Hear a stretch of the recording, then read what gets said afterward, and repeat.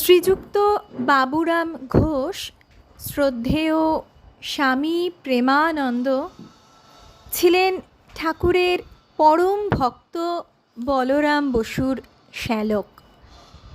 হুগলি জেলার আটপুর গ্রামে নিবাস। পড়াশোনা করার জন্য কলকাতায় এসে মেট্রোপলিটন স্কুলে ভর্তি হন। হেডমাস্টার মহেন্দ্রনাথ গুপ্তর অর্থাৎ শ্রীমোর সাথে দক্ষিণেশ্বরে শ্রীরামকৃষ্ণ দর্শনে যান। প্রথম দর্শনেই ঠাকুরের প্রতি আকৃষ্ট হলেন এবং ঠাকুরও তাকে অন্তরঙ্গদের মধ্যে স্থান দিলেন। বাবুরামের বোন কৃষ্ণভামিনী দেবী বলরাম বসুর স্ত্রী, শ্রীমতীর অংশজাত ছিলেন। ঠাকুর বাবুরামের ভাব দেখেই বুঝেছিলেন যে ছেলেটি তার কাজের জন্য এসেছে। একদিন তাই বাবুরামের মায়ের কাছে থেকে তাকে চেয়ে নিলেন নিজের লীলা সহচর হিসাবে। বাবুরামও নিয়মিত দক্ষিণেশ্বর যাতায়াত করে শ্রী গুরুর চরণে নিজেকে সম্পূর্ণ সমর্পণ করে দিলেন। পরে কাশীপুরে ঠাকুরের সেবায় নিযুক্ত রইলেন এবং ঠাকুরের মর্ত্যলীলা অবসানের পর বরানগর মঠে এসে অন্যান্য গুরু ভাইদের সাথে সন্ন্যাস নিলেন। এর আগে একবার শ্রীরামকৃষ্ণের ত্যাগী সন্তানরা বাবুরামের জন্মস্থান আটপুরে এসে কয়েকদিন সাধন ভজন করেছিলেন। ভগবান যীশুখ্রিস্টের জন্মদিন 24শে ডিসেম্বর রাত্রে এরা সকলে ধুনি জ্বালিয়ে সারা রাত ধ্যান করলেন এবং স্থির করলেন যে যিশুর মতোই ত্যাগ তিতিক্ষা নিয়ে আজীবন কৌমার্য ব্রত নিয়ে ঠাকুরের ভাবধারা ও দরিদ্রের সেবায় জীবন কাটিয়ে দেবেন। এরপর বরানগর মঠ হলে এরা গেরুয়া ধারণ করে বিধিমতো সন্ন্যাস নিয়েছিলেন।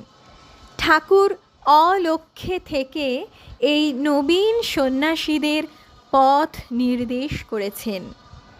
স্বামীজির আদেশে স্বামী প্রেমানন্দ পূর্ববঙ্গে ঠাকুরের ভাবধারা প্রচার কর্মের জন্য গিয়েছিলেন।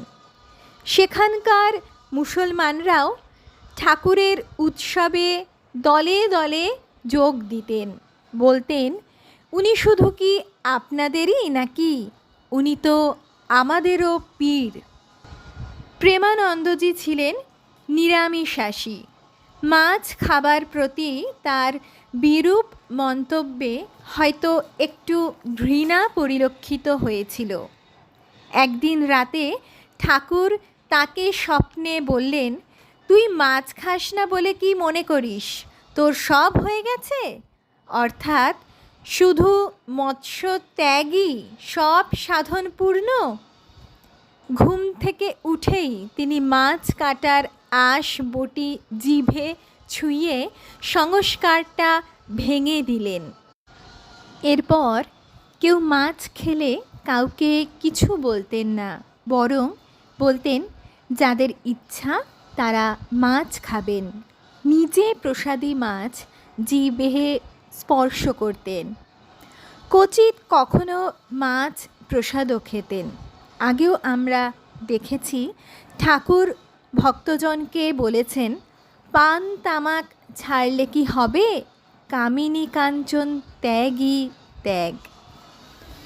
আরও একটি ঘটনায় ঠাকুরের স্নেহ ভালোবাসা ও রামকৃষ্ণ সংঘের পরিচালনার কথা আমরা বুঝতে পারি। একবার গুরু ভাইদের সাথে মতের অমিল হওয়ায় বাবুরাম মহারাজ শুধুমাত্র পরনের কাপড় আর কাঁধে গামছা নিয়ে মঠ থেকে চলে যাচ্ছিলেন।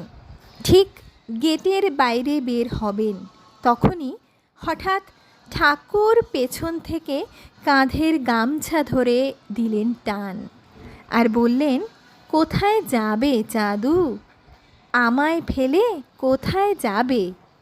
বলা বাহুল্য, মহারাজ সেই মুহূর্তেই মঠ ছাড়ার সিদ্ধান্ত বাতিল করলেন। আজীবন মঠে থেকে ঠাকুরের সেবা ও স্বামীজির নির্দেশে ঠাকুরের ভাবধারার প্রচার চালিয়ে গেলেন।